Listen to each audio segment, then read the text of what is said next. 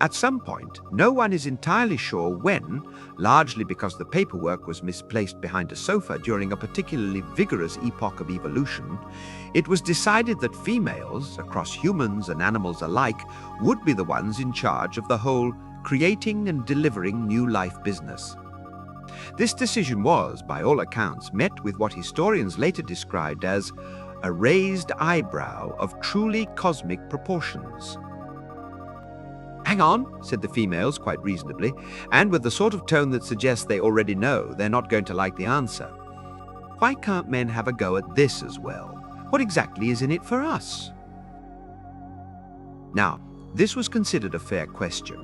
In fact, it was such a fair question that it caused several committees, subcommittees, and at least one deeply confused badger to convene and discuss the matter at length. Suggestions were put forward. "A hat," said one. "A very nice hat," clarified another. "Badges," offered someone from the back who had clearly misunderstood both the gravity of the situation and the purpose of badges. "Priority parking," suggested a third, who was immediately escorted out for thinking far too small. None of these quite captured the scale of what was required.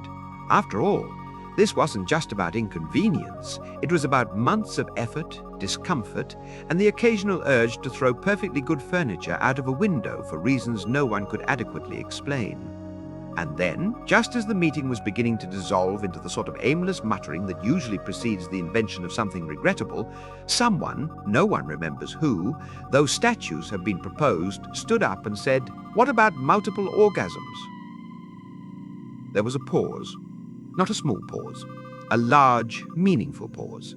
The kind of pause that suggests the universe itself is leaning in slightly to hear what happens next. "Well," said someone eventually, "that does rather tick a box." "And possibly several other boxes," added another. And so it was agreed. Contracts were drawn up in triplicate, reality was adjusted accordingly, and the arrangement was put into effect.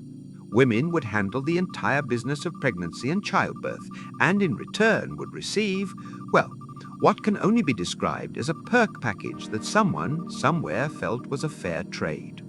Men, for their part, have spent the intervening millennia both quietly grateful and deeply, profoundly baffled. Because, while they can just about grasp the theoretical concept of more than one orgasm, the practical implications remain firmly in the realm of advanced physics, speculative fiction, and things that would probably require a safety manual. How women survive such things without their heads exploding remains, to this day, one of the great unsolved mysteries of the universe. Still, the system has held up remarkably well, all things considered, which, given how it was decided, is nothing short of astonishing.